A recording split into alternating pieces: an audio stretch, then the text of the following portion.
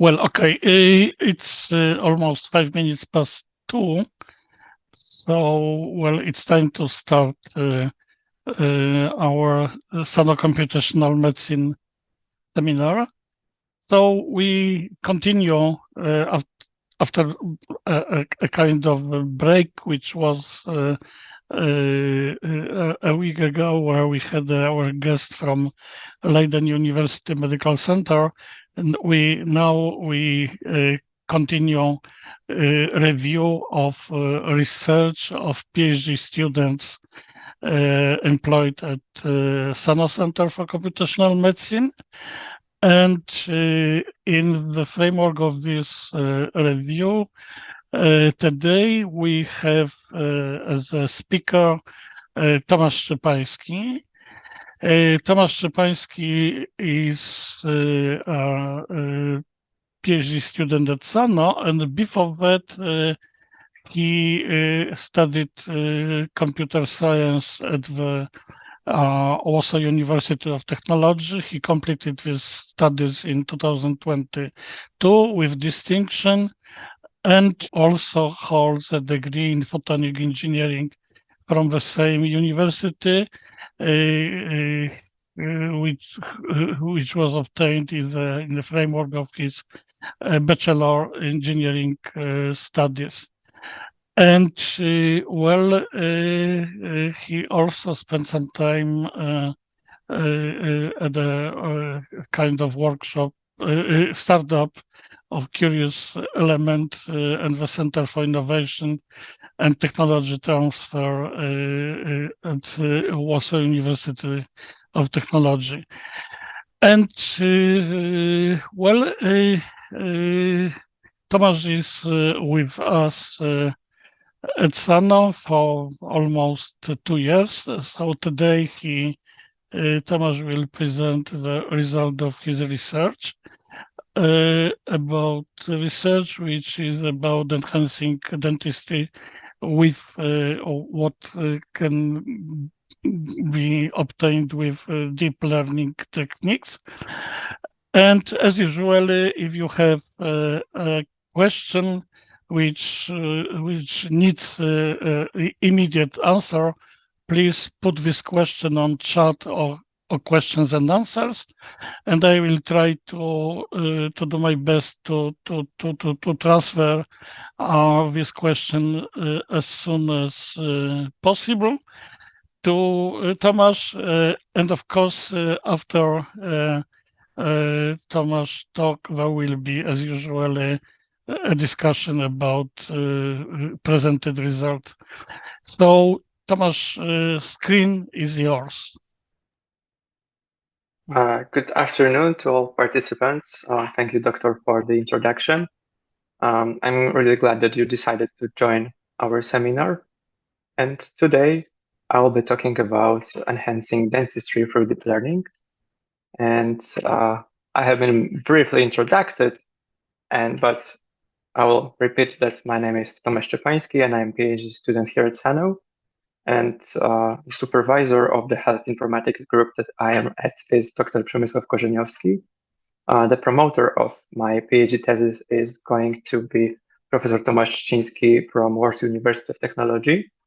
And I work with the advisor of Dr. Arkadiusz Sitek. And in my projects, I collaborate with Professor Piotr Fudalej, Szymon Płotka, and Michał Grzeszczyk from Sano, and also clinician Arleta Adamowicz. And in this presentation, I'm going to tell you from the broad perspective about computer-aided dentistry and deep learning at the beginning. And then I will introduce some terms related to medical image segmentation. And here I will explain some general terms that some people may be not familiar with to better understand what I'm going to tell further in the presentation. And then I will move to my projects that I've worked so far here in Sano. I will not manage to explain all the details, but I hope that it will be a great opportunity to ask questions when something was not clear. And in the end, I will conclude by my future research plans for the rest part of the PhD. So we start with computer-aided dentistry. And digital systems are becoming more and more common. And it is happens so because the deep learning allows us for automatization of many time-consuming things like segmentation and annotation of tooth or any landmarks in the image. So it's convenient and fast. But when we want to talk about the dental diagnosis, we need obtain a tooth model. The orientation and detection of tooth consisting of roots and its crown. And to create such a complete tooth model and awareness of the algorithm of the oral cavity that we operate in, we require precise segmentation. And this precision is an essential element in treatment planning that we want to base it on. And first of all, I will point some general research directions that we think of when we talk about deep learning in dentistry. So there are certain motivations that follow the researchers, and it is automation of manual operations that I've just mentioned. It is also fusion of several examination modalities to combine informations to make them more rich and complementary, and radiation reduction. And this radiation reduction can be perceived through panoramic X-ray image that deep learning uses to reconstruct 3D tooth model. We train the model on CBCT scan, but we avoid it and we use only panoramic image. Therefore, this examination is related to lower radiation dose. And also similar notion is with avoiding X-ray when we want to detect landmarks within the image, where we can, using deep learning, predict positions of the landmarks on the normal image. The second motivation that I've mentioned is automatization. And here we have automated tooth segmentation model that operates in 3D intraoral scans, or the paper which proposes method to fuse information from CBCT scans and intraoral scans, because intraoral scan produces higher resolution of the detailed crown, and by fusion we have the more precise model of the tooth. Another research direction is a little bit more complicated from the data gathering perspective, because for the treatment visualization or treatment process simulation, we require data collected pre-treatment and post-treatment. And these pairs of pre and post-treatment gathered for the same patients are very difficult to collect and have to be planned with time perspective. And this simulation can relate to simulation of movement of arrangement the tooth during the treatment and moving them towards the dental arch. Or we can also simulate using planned surgical operation on orthodontic surgery to predict how the patient's face is going to look like after we proceed with the operation. These were the research directions. But when we want to talk about treatment planning, we need to find where is it possible to use this data, these deep learning methods. And for example, we can analyze the relationship of adjacent tooth roots when we want to plan the dental implants to avoid some injuries caused by imprecise insertion of the implants. We can plan the occlusion setup with the details to predict the treatment results and make certain decisions. And as I've mentioned about dental implants, we can design surgical guides, and it requires very high precision to create these guides for the easier and safer insertion of the implants. And finally, we can measure the tooth and crown ratio. We can measure the volume. We can assess quantitatively to find out whether root resorption happens and how it is going to how it proceeds in time. But to perform all of these tasks, we need very accurate segmentation. And this task of segmentation can be found in various clinical processes. So it's not only important for it to be precise, but it also has to be reliable and repeatable. When we gather data from different data centers, the different hospitals, we expect similar results or at least comparable. And to develop such precise methods, there are certain challenges to overcome. And from the development perspective, we have some impediments in dentistry that have to be tackled. For example, there is a lack of publicly available data. Most of the data sets are only partial and very limited in number. And also, many existing state-of-the-art methods is missing from the source as when we are talking about source code. The community here is of very low culture when we talk about open source and open data. Probably this is because of some issues related to commercialization of the results, but also most of the research is limited to China currently. And when I'm talking about deep learning and technical informatics, and Chinese teams tend to cooperate in a closed circuit and share the source codes within the teams. And source code is and data is very important when we are talking about reproducing the results. So when we lack the strategy of collection data and we need to plan with time margin the research, especially for those post and pre-treatment medical imaging, we need to take it into account. Also, Chinese people are not restrained by GDPR, and it's quite significant impediment. But we have to cope with it. We can create some methods.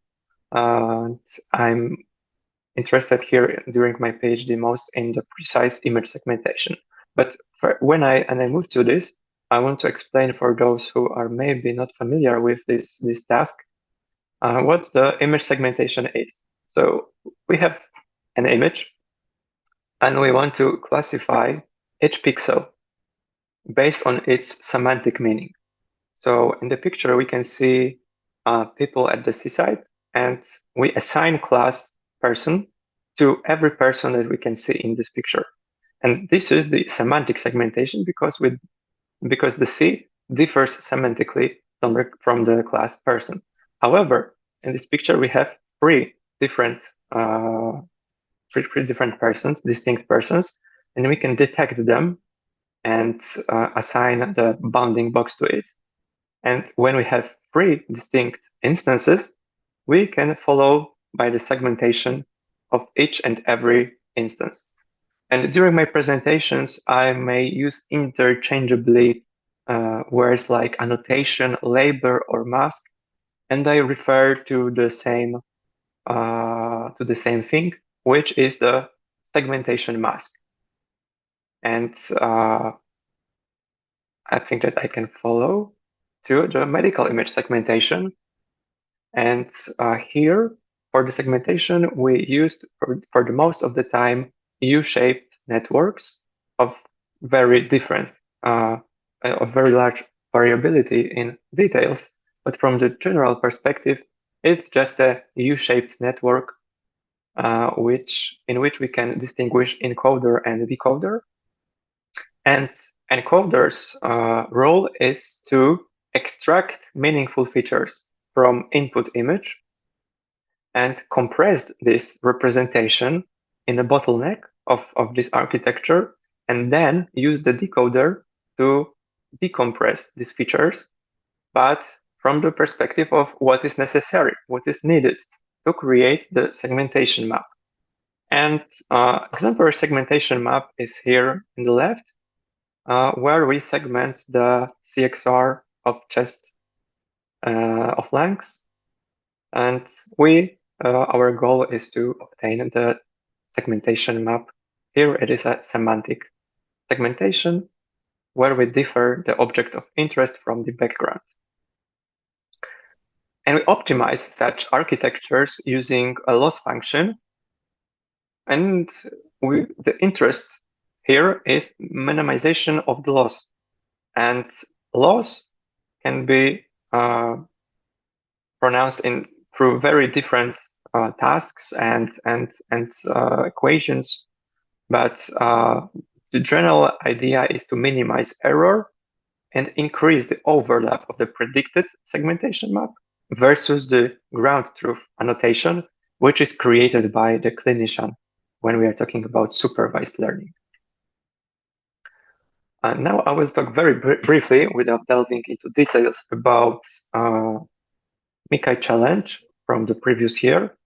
And here I was working with the team on inferior alveolar nerve segmentation. And here the difficulty was that CBCT data, CBCT scans 3D, are very large. And we are unable to fit the whole scan on single GPU together with the deep learning model, even on a large one. So the go-to strategy is to divide image into smaller samples. However, in that way, we lose the global approach. We have only the local neighborhood, and we do not know what is the context between these areas. So we came up with the idea of method called GREAT, which proposed global reference attention. And the segmentation was guided by the global context reference map, which role was of an attention. And we combined two channels, the patch from the whole input image and a sample from global context reference, which allowed us to more precise segmentation of alveolar nerve. And here we can see it in the context. It was a global context, and the network working in a local context in high resolution was given such an input, and it allowed us to take a 6th place out of 21 competitors according to the Hausdorff distance. This is the metric that measured how far our predicted position of the alveolar nerve was from the ground truth. And I'm talking about it because to stress how global context is important. And it is the part of my main research about tooth segmentation. But here also, we are talking about geometry prior assisted learning. And what it is, I will explain later. And parts of this research were already presented during Global Symposium on Artificial Intelligence in Dentistry, and also during ML in PL conference. And here we are segmenting tooth in a 3D from CBCT scans. And now in chronological order, I will go through the existing methods and explain their limitations. So this is the first method to automatically segment the instances of tooth. It is similar to MaskRCNN, and a network that was very successful in autonomous cars driving or detecting pedestrians at the roads. However, in medical image, it is a little bit more complicated. However, it was the initial work in this area. The limitation of this method is that it segments only semantically, And the classification happens in the area of detected tooth instances called region proposals. So this deep learning model does not require learning meaningful features related to tooth classes, to tooth types, like incisors, canines, or premolars. And what is more, this method does not detect and segment wisdom tooth, which are very difficult because of various morphology and very different placement within the oral cavity compared to other teeth. Another approach is related to probability maps of tooth instances and their surface. And this is the part that is driven by a deep learning architecture. And the second part of this approach is leveraging watershed algorithm, which goal is to detect instances using the markers provided by the deep learning model.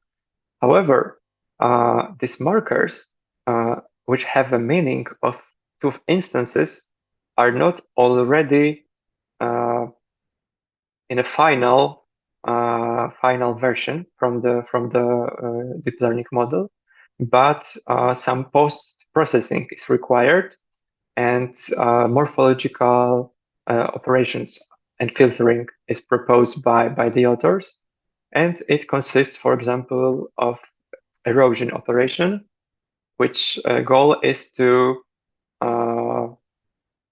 create gaps between adjacent tooth, to allow distinguishing different instances. And these erosion operation hyperparameters are created by hand. It's empirical decision of the authors. So it makes this model difficult to generalize to new unknown data because these parameters are not optimized by deep learning backpropagation algorithm, but this is cited by the authors. Another approach uses more tooth-related features, and this work is based on hierarchical morphology-guided segmentation, where decoder is a multitask decoder solving 3 different tasks of tooth segmentation, detecting tooth boundary, and tooth landmarks. But each of these tasks requires grant truth labels. And as far as the root landmarks are concerned, the authors do not propose automatic method, but require from clinicians to annotate the position of each root apic, and it is time consuming for them. And also this method segments only into instances. So model, when is segmenting the tooth, is not aware of the class of this tooth, and cannot extract features related only to this certain tooth class, so cannot specialize. Another method that was developed starts from the panoramic images, and the moment of tooth detection and segmentation of individual tooth is created by the deep learning model, but it has to learn in 2D dimensionality, and then this regions of interest predicted in panoramic image are used to extract regions of interest in 3D. And this 3D, in this 3D area, we have another deep learning architecture that segments the teeth, but only in a local area, in the local neighborhood. And all the features related to the class of every tooth are not shared from the 2D model. And the final method, very recent, uses graph convolutional network, which task is to take into account the adjacency matrix, the relations in the form of a graph are used to create an attention matrix that is applied within a latent space to promote the classifications that are possible and meaningful from the adjacency perspective. However, this method operates only on the quadrants. So it classifies tooth in 8 classes instead of 32. So when the model learns how the class number 3 looks like, it has to differentiate between quadrants. And the upper and lower part of the oral cavity tooth have different morphological features. So according to these limitations of all those methods, to sum up, some segment-only instances, they do not perform tooth classification. They limit its classification only to 7 or 8 classes instead of 32 distinct tooth classes. They may require additional annotation, for example, in the form of root apices, and they are multi-stage methods. So we train multiple networks. We do not share the features. We have to tune quite a significant amount of hyperparameters, which is very difficult from the perspective of generalization to new unknown data, because every hyperparameter is a room for the error.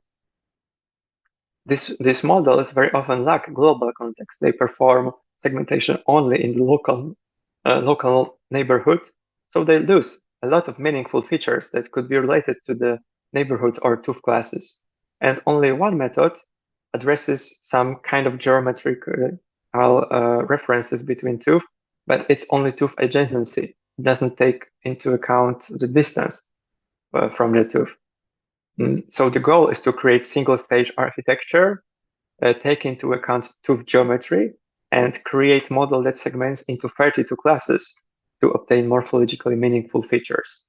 So we propose the statistical shape model to determine statistical tooth positions, and we embed this statistical shape model within the loss function that is used to optimize a deep learning model. We assign normalized distances to the Wasserstein probabilistic label space, which is a part of this loss function. And these matrix elements are directly proportional to the distances between the teeth. So in this matrix, a higher penalty is assigned to misclassification between distant teeth compared to those in closer proximity. So we do not limit to adjacency, but we also take into account all the other distances between all the possible teeth, also in the quadrants ratio, because we introduce additional penalty weights between oral cavity quadrants. Higher penalty is when model misclassifies the diagonal quadrants instead of adjacent ones. So here is the overview of our method. It consists of proposed by us architecture DentNet, for which we design a multitask decoder, and all of these tasks that this decoder does are the require from the model extraction of the features related to these tasks that are helpful from the perspective of segmentation. And all of these tasks are also the source of data for the watershed algorithm. However, we call it the deep watershed because all of the input for the watershed algorithm is optimized end-to-end by the deep learning model. And the goal of this watershed algorithm is to provide us with instances of tooth, and for all of these instances, we vote using classes from the multi-class segmentation into 32 classes. And this classification uses the statistical shape model and the geometrical prior assisted learning that I've mentioned before. And so now we can move to the input from the watershed. For the watershed algorithm, we use energy map that the deep learning model learns to generate. It assigns lower values further from the tooth edges. And in such a way, we obtain basins that correspond to the tooth shape. This is one slice from the three-dimensional scan. And the third dimension presents the energy. And here is the exemplary section of energy basins, which are then filled with water during the watershed algorithm. And it allows us to assign a threshold which will allow us to create seeds for certain instances. And then these seeds take part into watershed algorithm to finally, through the majority voting, obtain the instances that are classified into 32 classes. We evaluate our data, our model on the external data set, which is a multi-center consisting of 2 centers to assess the generalization error. And we train our model on a subset of publicly available CBCT scans dataset, but we had to assign classes because it was an instance segmentation dataset. So we provided the 32 classes according to the FDI annotation. And results of our model are better compared to state-of-the-art methods.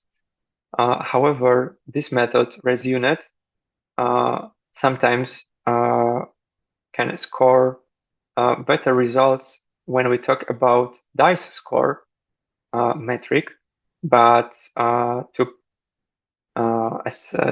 evaluate from different perspectives our method, we use also different metrics because when we are talking about the DICE score, as you can see in the picture below, these 2 examples of segmentation maps generate identical DICE score. The overlap, intersection over union, and sum of these sets is very similar.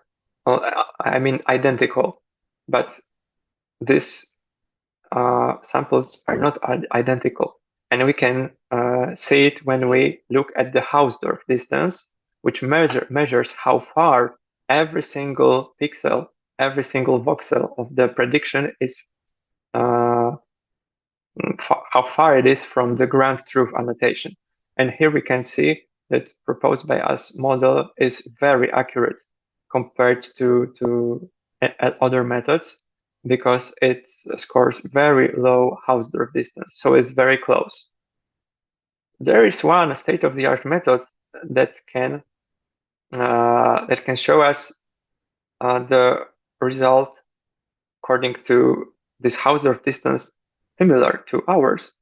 However, it operates only in local neighborhood, so it cannot make mistakes of classifying different tooth. It operates only local perspective and in local instances, and we can see the DICE score and the overlap between ground truth and prediction is very low compared to our method. And from the qualitative perspective, our method, because it's based on the statistical shape model and classifies into 32 classes, is very morphologically accurate. As here we can see it on the example of the canine root, which is very long for this class. and our method segments it almost identical to the ground truth label. And here the example is from the test set. This is an example that the model has never seen during the training. We've also generated the error map, which is based on the Hausdorff distance. And based on the scale, you can see that our method compared to the state-of-the-art methods has very low error according to this distance in millimeters. And we can see where, if any error happens, where are they the largest? They are located in the wisdom tooth root apices. This is the most difficult part to segment properly. And here I will show you a short animation, which shows the opacity of CBCT scan, where you can see how the segmentation from the DentNet overlays with the CBCT scan.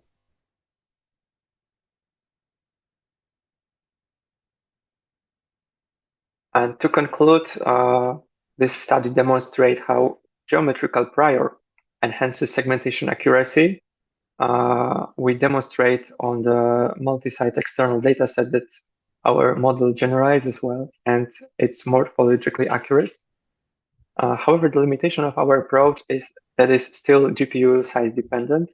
And when we go and try segment CBC scans of very high resolution, our method may result in inferior accuracy. And so in the future, we plan to extend our model to high resolution CBC scans. We want to still further decrease the generalization error on external data. And this general minimization of generalization error was the idea for the second research that I'm going to briefly present to you. And we plan to train on the best data sets and adapt to challenging scenarios like patients with metal braces, because our current annotations do not have the class of metal braces. And it leads me to another research that was about decoder conditioning with tabular data. And here I will go quite briefly because this is quite broad topic, and we are waiting here for the review of this work.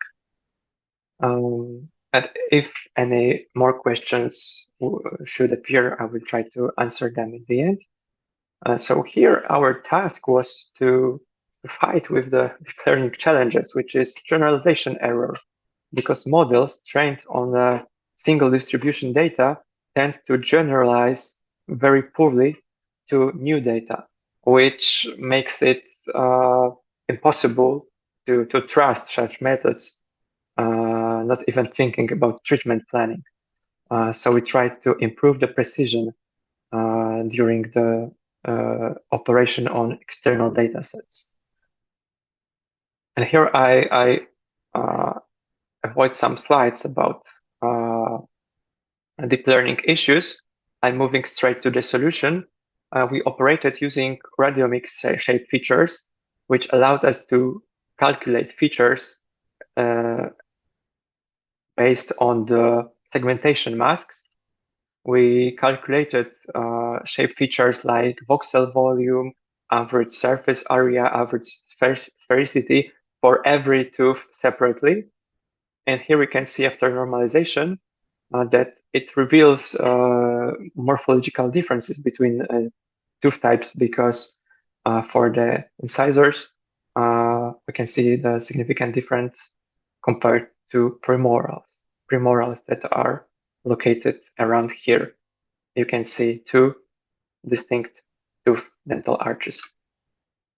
And in this work, we attempted to condition decoder based on mentioned shape features calculated for the tooth masks. It was very important for the decoding process because that's the part that creates the final output. And we wanted to condition to give more information on how the mask should look like, what features should be found in the medical image to allow for the precise mask. However, we have the masks during the training, but we do not have them during the inference. So to cope with this, we forced the model to learn the embedding, the numerical representation of these shape features, based solely on the features extracted by the encoder from the input image. And it allowed us to use this embedding to condition the decoder during the inference.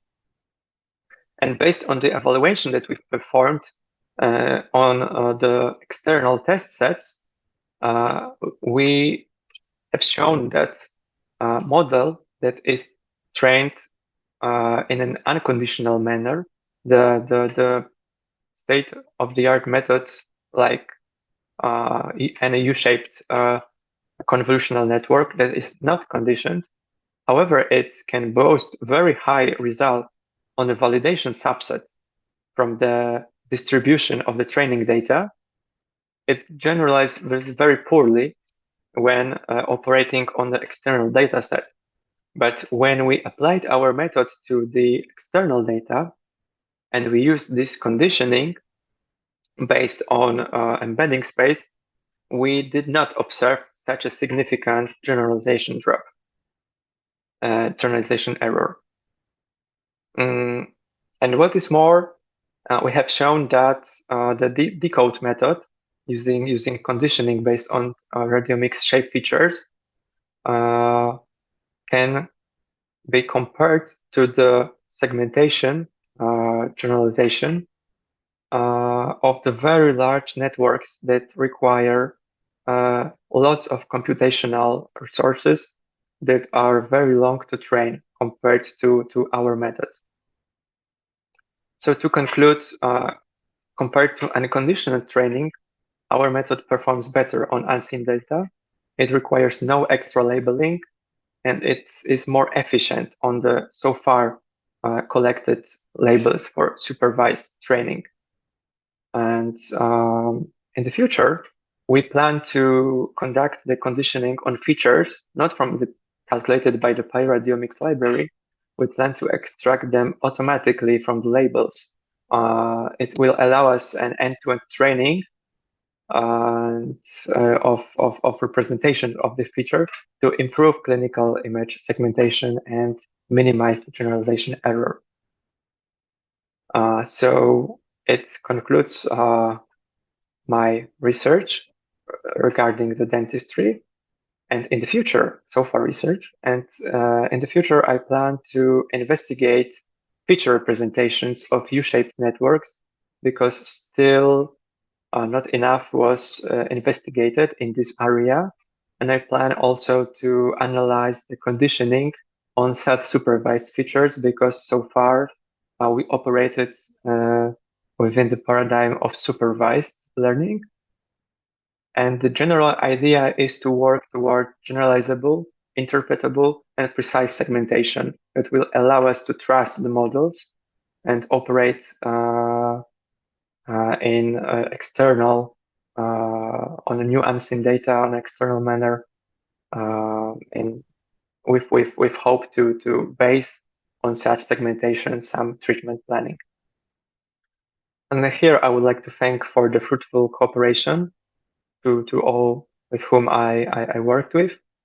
And I also thank you for your attention, and I'm glad to answer any questions. And thanks for your talk. And now we have time for questions, for discussion. Well, I invite everybody who is at the seminar to contribute. Well, maybe waiting for. We have Jan with question. So Jan, go on, please. Okay, so maybe just a quick question, because you mentioned that most data sets are, let's say, not nodes, but many data sets are Chinese and GDPR. But in general, do you see some extra problems with getting hold on data for this type of computations? Because I'm asking it because dental records are one of those classical mechanisms for identifying people. Yes, so probably it's not easy to have them anonymized. So just a quick question. How would you comment on that, maybe? I'm not sure whether the lack of publicly available data is related to the problems with pseudonymization. It is possible. However, I'm not aware whether it is an obligatory task from the Chinese researchers. For sure, it's obligatory here in European Union, but it's just my subjective opinion. I think that they want to remain competitive and hold this topic. Okay, so thank you. Because just this was maybe more an observation, yes, because it's one of those like DNA, one of those factors that are not easy to pseudonymize or anonymize, and it's sometimes required for many conditions. Okay, so thank you. That's answered my questions. Thank you. Many thanks. Well, my question is more general because, I have the impression after your talk that your contribution is more universal than the title of the talk. So I think that your contribution is in general in segmentation and while this dentistry, let's say, use case is a just example, and so I would like to have your opinion about this. That it is something which is seems to be more general. It's you are contributing to solving problem of segmentation, not only for dentistry. Thank you for the question. Yes, I try to see it similarly, and that's something that my promoter encourages me to when it is possible to try to solve more general problems, because it's always better when more people can benefit from your research. Some things are related more to TIFF, like this statistical shape model, but this research about conditioning the decoding process is a bit idea and an outcome of the mistakes that have perceived that model makes during the tooth segmentation. I realized that it's not the method that is somehow faulty. It's more that deep learning community does not know how to solve some issues. So I not only have to solve the task of application of existing or adaptation of existing methods, but it requires also to coming up with some new methods, and that's what I'm going to research and analyze in the future.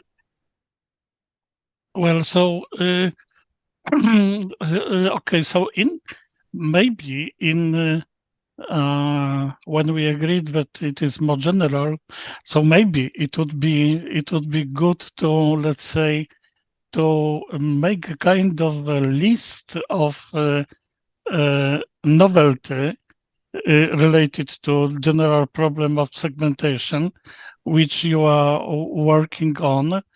And it would be good if you simply, let's say, announced your research as a contribution to this with this novelty. So, if you were asked about what is the most innovative, a list of these innovative, let's say, approaches, solutions. What could you put on top of this list? Yeah, I think it is a great idea to organize the future research. But so far, the results are and also evaluation is much limited to the CBCT data and tooth related data. However, in other modalities,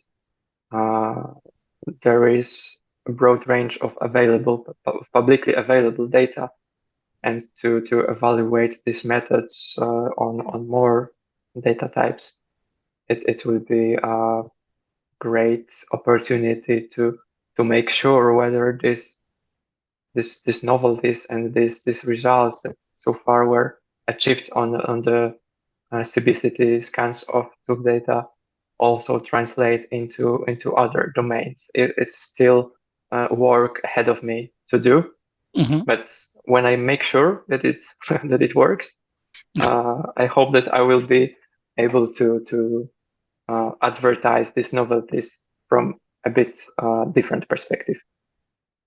Well, I think that it would be good to, let's say, to start telling about this in such a way. I have invented a new algorithm for segmentation, or I have, let's say, elaborated a new version of a new method for assessment of error of segmentation. From this point of view, because I think that the fact that it is applicable for dentistry is great, because, well, in this way you demonstrate that it is useful for something what is really a problem in medicine. But I think that from the point of view of your PhD, it should be PhD, as I understand, from computer science, not from dentistry. So. Yeah, exactly. It will be very important to also stress this computer science part within this thesis. As the most important, I think. Because you really contribute to this. And now we have with us Wiesław, and Wiesław, please go on with your questions, suggestions. Thank you, Marian. Hello, everyone. Yeah, it's a nice work, yeah, and I think very useful. You mentioned that most of research is done in China. In general, we know that there are some differences in anatomy between Asian and Caucasians. For example, in the past, one of our projects didn't work because there was completely different anatomy in the region of the orbit. So what about teeth? Can you compare Asian and Caucasian, the results which are generated in China or data which are generated in China? Are they useful for Caucasian teeth?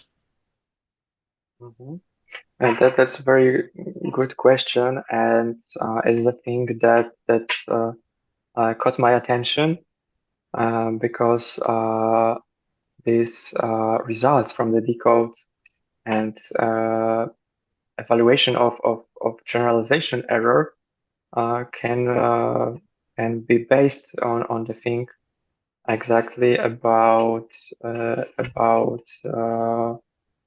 race of the patients, because the data that were on the test set are from Europe, and the data set that which provided as the training labels was from China.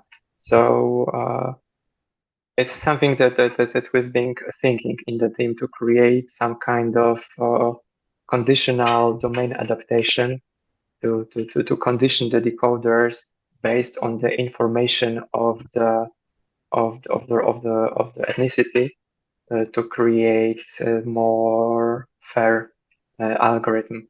And this research path of the deep learning fairness now is a very trendy topic, and the solutions in this area are very sought after. Okay, that's good that you are taking that into account. A simple question is, you have done some work on segmentation of inferior alveolar nerve. What about superior? Didn't try it? Because I believe it's harder than the inferior one. Mm-hmm. I have not tried yet, and this data set is collected by the researchers from Italy in cooperation with clinicians from Radboud University, and it's their proprietary data set. They publicly made some subset publicly available, but this data set is still limited.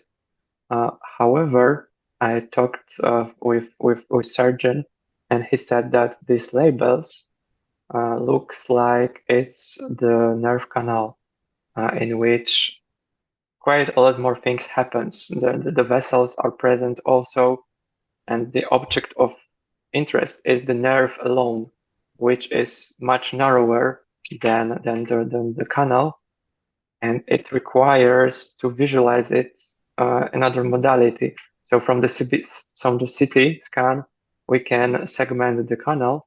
However, we require MRI to segment only the nerve to, for example, present the collision of root apex with this nerve and the risk of injury to the nerve. So they said that, okay, it's great that now we can segment the canal, but it's a little bit not enough for us because we need to segment the nerve alone. And I don't know if such data already exist, because one part is data and second part is the annotation path. And I didn't go into details, but in this challenge, the author's method, the most important novelty of their method was that the existing annotations are 1 pixel wide past strikes of the pen, but they used deep learning to generate 3D dense and wide annotations, because the annotations were made only on the panoramic scan, and they were in 2D, and they were just general idea where the nerve is located to quickly assess whether it's in collision area or not. So in the clinical process, the 3D annotations are completely unavailable, and they are not annotated. It was designed purposely for this certain research, and for sure it required a lot of effort from the clinician to create these annotations. Yeah, we know that the inferior one runs in a canal in the bone, so meaning its segmentation, it's a little bit straightforward, but it's going out. So how far it's going out? So definitely you need MR to get its length just in case it's necessary. And another question is about positioning of your work, but rather from point of view of state-of-the-art in commercial systems, because there are some commercial systems in dentistry. So how could you position your work with respect to this kind of systems?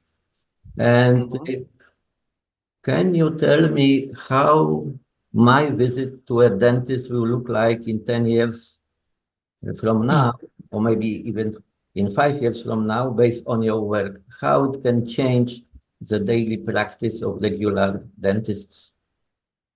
To